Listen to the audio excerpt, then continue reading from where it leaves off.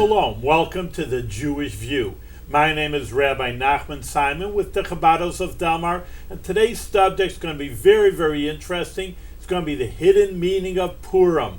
Well, Purim is a holiday centered around the Book of Ester, and I'll start off with a few basic ideas so you know what Purim is, and then we'll go into deeper ideas of what it's all about. You're talking about 2,500 years ago in Persia. You know your ancient history. Persia was a major empire at that time. Actually, that's how and I'll call it the Megillah. In English, it's called the Book of Ester. Megillah means a scroll, but that's in Hebrew, that's how they call it. So for now, I'm going to call it the Megillah, but I mean the Book of Esther. That in the Megillah, it starts off that way, that there was a incredible banquet by King Achashverosh.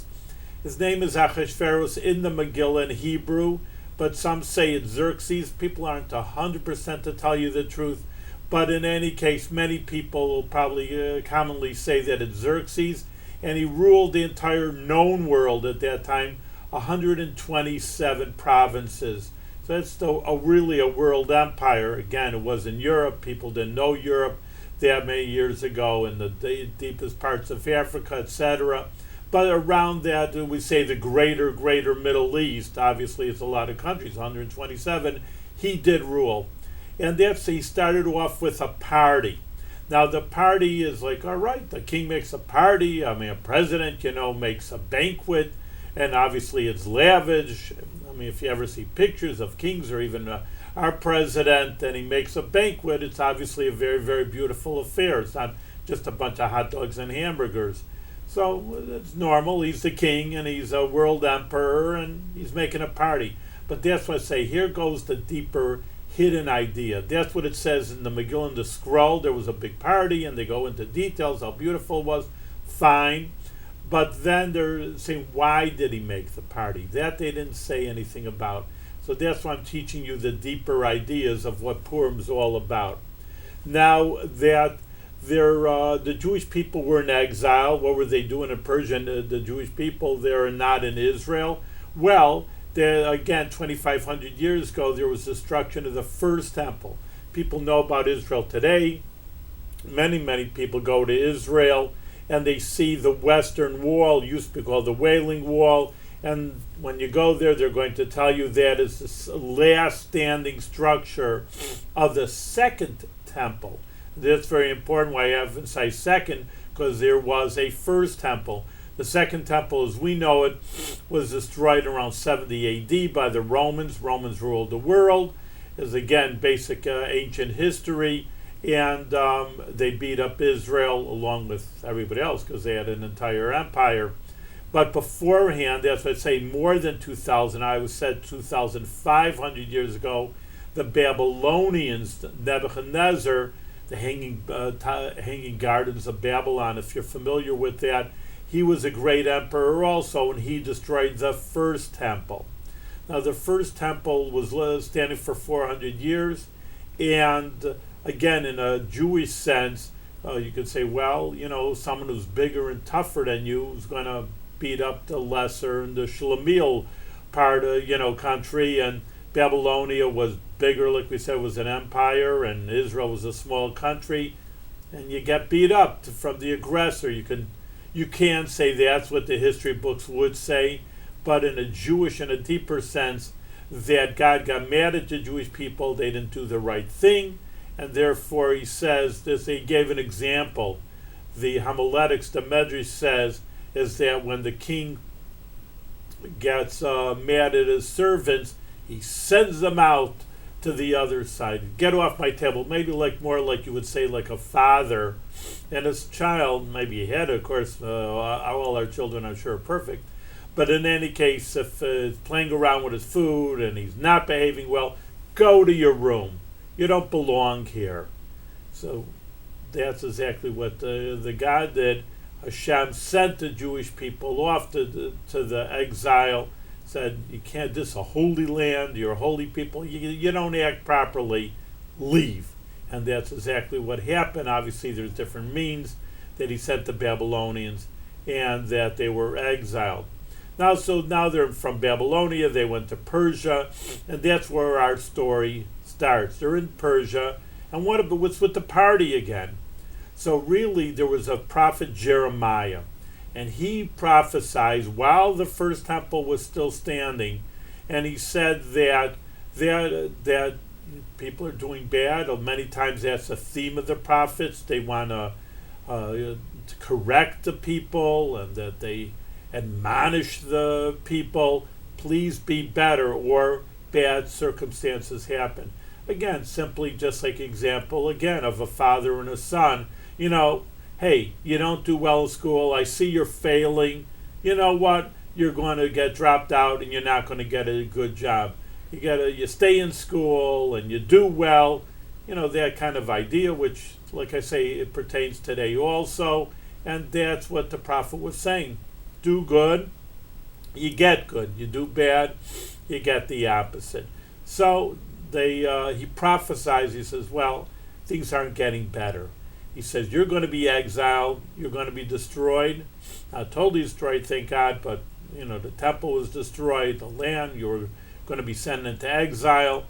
But the good news is, the exile is only going to last for 70 years. You could say, all right, well, Jewish people are supposed to believe in their prophets, but it's very, very interesting that the non-Jewish kings also understood the Jewish people are prophets. As we see today also, the many religions, Christianity and Islam, they understand the Old Testament is holy and there's something very special. So in those days, it was obviously before Christianity, 2,500 years ago, but they did have total awe and respect for the Jewish prophets. Well, not to get it to be too complicated here, but 70 years was correct because a prophet always says the truth. But this King Achashverosh thought of a different time when the temple was destroyed, now when the people were exiled, which was a few years later. So he thought anyway the 70 years was up. You see, it's all a bunch of baloney. It doesn't make sense. Jeremiah the prophet is wrong. And now we can the Jews aren't going back because he thought, there's going to be a revolution and a rebellion, and they're going to go back out of my kingdom. They're going to rise up again. What's going to happen? So, no problem. 70 years are up, according to his calculations, and nothing happens. So, well, that's he was wrong, we said, but he thought he was right. So what he came out with, that was the party.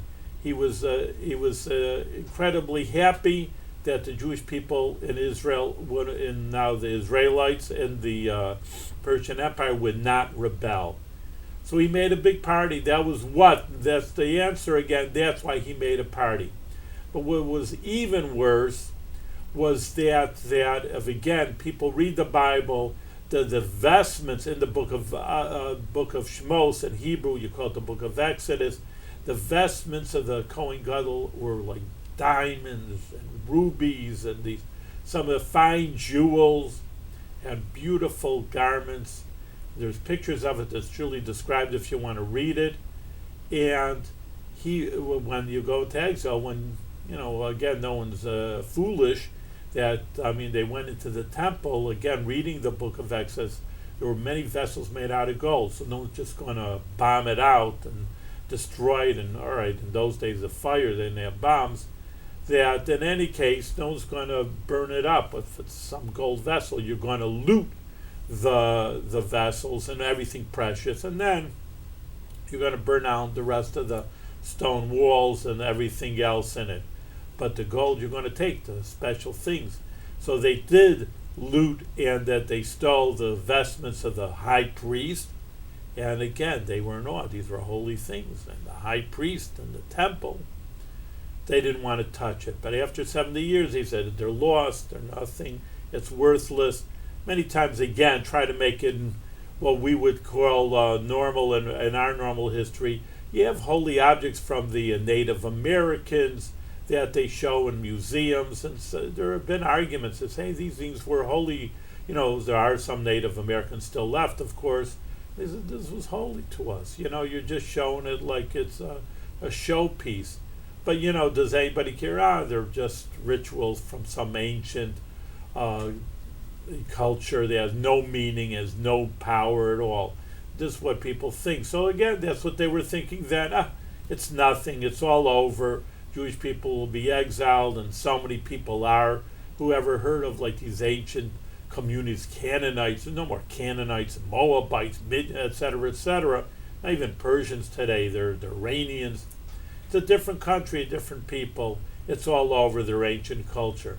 So he came out, King Ahasuerus came out wearing these beautiful golden and bejeweled vestments, and because he said, no problem, they're nothing anymore anyway. They're just beautiful. I mean, like again, you go to museum, these ancient cultures had beautiful costumes, but meaningless to us. To them, maybe it was meaningful, but to us, it's meaningless, and there's nothing to do with them. And now, that's worse. Of course, that's sacrilegious, wearing the high priest's vestments. But now, what's even super worse, it was that the Jewish people were invited to the party. Everybody was invited. That's no news. Again, you have 100. It's like a delegation of the United Nations, if you want to say that everybody comes. Everybody in the empire had an invitation, and the Jewish people were one of the 127 countries, and they came out to the party. And that's terrible, because think of it for a second, that you're going to a party that celebrates your downfall. It's just even for a normal person, that's terrible. For the Jewish people, that's incredible. Why did they show up to that? You could say maybe they were scared. He was an absolute monarch. He could get mad at, obviously he does get mad. Can't say the whole story, but he got mad at his wife later on, Vashti. You see the guy was very emotional and gets upset about things immediately. He gets a wrath. Oh, I'm going to destroy him, kill a person who kills his wife. Craziness. And he could be that crazy to the Jewish people too. Say, they snubbed me. They didn't come to my beautiful party. Kill them. And, it could have happened. There was a reason, but still to come to a party that celebrates your downfall. So this is where the Purim story starts, because it's very important for understand there was a spiritual reason for it. Now again, in our short show, our half-hour Jewish view, we don't have that much time to go through the entire Megillah story. Just want to tell you a few things, pick and choose. That was the beginning of it. And now another very deep idea, a few deep ideas for so many things to talk about, was that Haman, all right, I should fill in. I assume you know the story, but maybe fill in the story, is that there was this character, an evil character, Haman, who wanted to destroy the Jewish people. He was the prime minister. He himself said he had everything. Listen, you're the prime minister of an empire. You're pretty well up there. You should be happy with yourself. He had money. He had children. He had everything going for him, but he had such an incredible hatred for the Jewish people. It's really from ancient times to Somalia. There are people who just, everything's good. What's your problem? You got a good life. What are you getting mad at? You say a person is poor, there's peasants' revolutions in the world, you don't have any food, you're starving, so you're rebelling against the government. You understand. You shouldn't rebel. It's not a right thing to do, but still, a person has a reason for it. You're set up, you have money, you have power. What do you have to have so much hate to anybody? But you see that again, like I try to make things practical in our times, connecting 2,500 years ago to, like say people haven't changed. We do have new computers today, but on the other hand, people really haven't changed. You see that with the Nazis in World War II. You own the whole Europe. You're on top of the world. And, we're going to kill the Jews. What are the Jews doing to you? Nobody's bothering you. Over here, you got the whole, literally, so the whole Europe continent, and you're on top of the world. I hate the Jews. I'm going to destroy the Jews. So you see this irrational hatred for people. And again, this is the story, the Purim story, that this Haman hated the Jewish people. And when he really hated the leader of the Jewish people, because people try to knock off their leaders the most, and that was Mordechai the Jew. So he planned on focusing in, there's obviously, it's a very long story, but focusing in why he made a gallows of 50 amas high. Now, amos is a cubit. Usually it means like from a forearm. All right, it's 1.5 to 2 feet. Let's say it's 1.5, 50 times a foot and a half. It's 75 feet. It's like a 3-story building. You know, if you ever, they don't have gallows, maybe a few states, I don't know. But, you know, if you ever see a cowboy movie, gallows. So the guy is 5 feet tall, 6 feet tall. So all you have to do is make the gallows 6 inches higher than the guy and, you know, put the noose around his neck. The guy is going to be gone. You don't have to make it 10 feet tall to kill someone, obviously. So what's with the 75 feet tall gallows? So this is very, very deep now. Now we go into that was the basic idea, and the deeper idea is as follows. He says that we said the king and Ahasuerus, they respect in a certain sense God. It's macabre because they go against the Jewish people, they go against God, but they know there's a power there. They don't say just there's nothing. And Haman knew the Jewish people, you know, it says in the Bible they're the chosen people. They have something very special, and just you see that it's not only hard, but it's impossible to destroy the Jewish people. We just talked about the Nazis. They were a world power, but you know, the Jewish people are still thriving. It's impossible to destroy them. You can hurt them. Yes, we said temple was destroyed. They were sent into exile. Yes, people killed the Jewish people, but you don't destroy the Jewish people. It doesn't happen. So he says, I got to figure out what's going to happen. I got to figure out a method.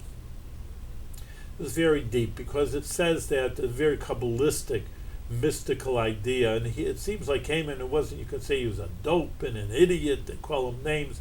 Maybe, he surely was evil, but on the other hand, that he knew these deeper ideas in the mystical ideas of the universe.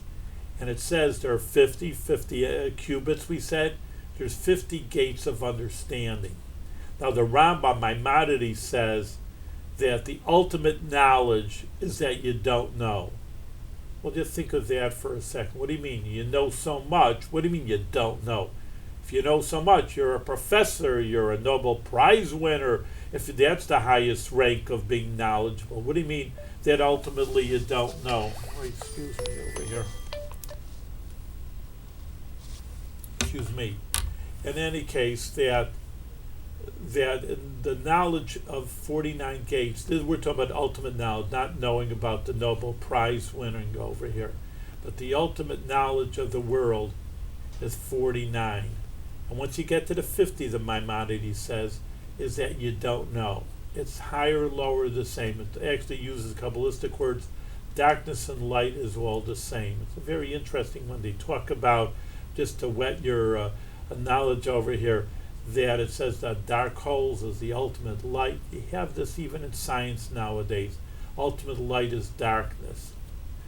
In any case, Haman understood this, and that's why he made the gallows 50 cubits high, in order to understand that you don't understand. And it doesn't make a difference if you're good or evil. Like we said before, the regular prophets would say that is a normal idea, that when you're good, you get good. And if you're bad, you get bad. That's really how the world works. I know there's exceptions, why bad things happen to good people, good things happen to bad people. But on the ultimate idea, for the great majority of cases, if you have a good life, you lead a proper life, you have a good life. And the opposite is also true, unfortunately, but that's how it goes. So at that high level, doesn't make a difference if you're good or bad. It just, you're above everything. Again, you don't know. That's with knowledge. I know if you do the right thing, I will get good. If I do, hopefully people understand, or other people understand, when you do bad things, only bad things will happen. You do crime, ultimately you're going to go to jail. That kind of idea. You're not going to get away from, for the most part. So this is what Haman, this is the point now. That Haman ruled the world, it was prime minister. He knew that the Jewish people were special. This is the scene he was looking at. He saw that everything was going his way, but he couldn't destroy the Jewish people. They still were an entity. Yes, they were in exile. Yes, the temple was destroyed, but they were still a proper entity. And that's why that he what he wanted to do was go beyond that. And that's why he made, again, the gallows 50 cubits high to correspond to the 50 gates of understanding, where good and bad, light and darkness, they're all the same, and it wouldn't make a difference. And so again, now the question is, he had a proper idea, he was on the ball with this mystical idea. How did the Jewish people overcome this kind of situation? And that's ultimately the idea. Beyond reasoning, good and bad, light and darkness, there's something essential with God.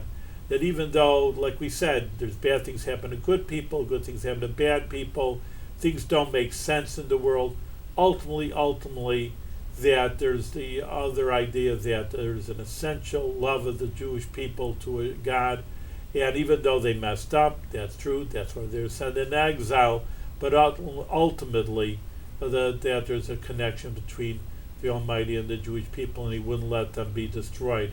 And that's also just interesting, because many of the traditions on Purim, if you see, that when Jewish communities, they dress up. Kids mainly, but or in any case with costumes. What's a costume? A mask? People, I know people dress up more for Halloween, but they get dressed up for Purim. And in any case, that you don't know who the person is. They come with a costume. You don't even know who they are. They look like a bear or a Superman, and you don't know who they are. Who's coming through the door? You see some kind of costume figure. But that's a little bit what the Purim story is all about, because there is a mask in the world that God does conceal himself. And like we said before, here's the Jewish people. There's Haman, who's an evil character, and he's the prime minister. And he was ready to destroy the Jewish people, a prime minister of an entire, literally a world empire. He's in charge of the world. An evil person is in charge. And on the other hand, you have good people that are being oppressed. So how does this all make sense in the bigger situation of the world? And the answer is exactly that it's a mask.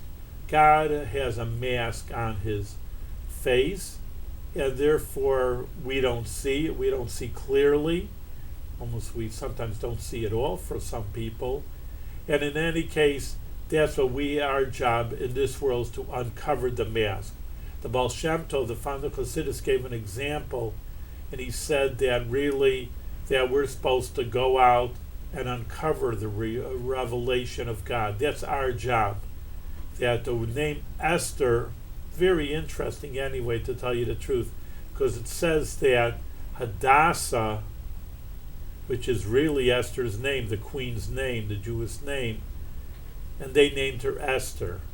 And Esther, I'm saying it in the Hebrew Esther, but there is a star, there is like a Venus. Venus was a goddess.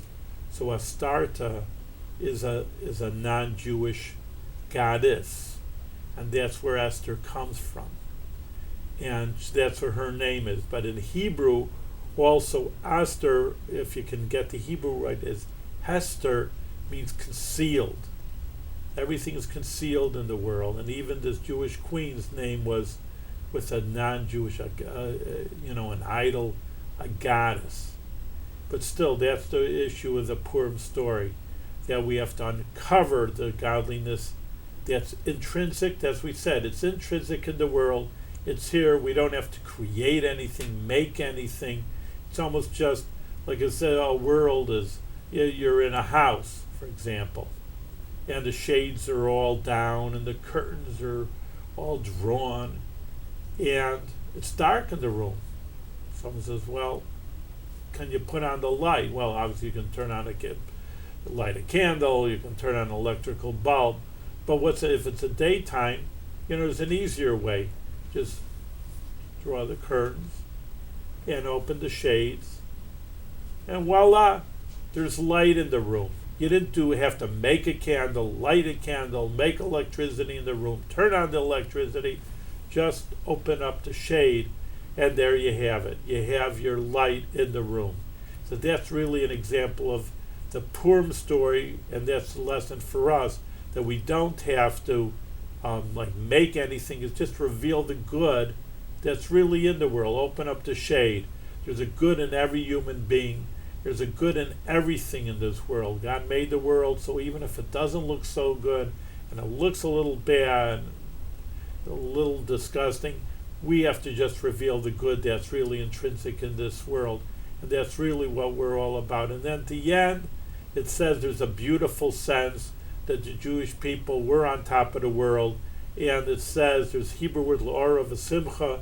They had light, happiness, joy. Yokar means glory.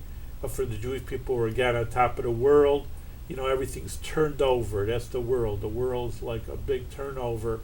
And that's what we have in this world. It's almost like a Ferris wheel, when you're down and the guy's laughing, hey, I'm top of the world. All right, maybe you are. Wait another half a minute and things are reversed. And that's what happens many times.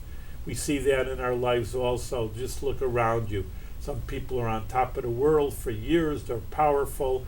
And then they get indicted with a crime of some sort or another. And now they're in jail like the lowest person in the world. And now from being the top person, they're the lowest. And then you see the lowest people also. They win the lottery, somebody on welfare, and now they're a millionaire. Or they discover something, they find something. So no one can be assured of anything. That the idea of the Purim is there's mass, there's hidden things in the world, but things grow in this world, that they prosper in this world, and we just have to only hope that that's what our situation is that we have to try what we can do at least, not just hope, but hoping is good and praying is good, but we have to try as much to reveal when good is good, bad is bad, and we have to stand up for what's right, and that is going to be the real relevant story and the hidden ideas of really what Purim is all about. A lot of people take it as little games, and it's cute for the kids, but there's a very, very deep idea for adults also. So thank you very much for listening to the Jewish View and the hidden story of Purim.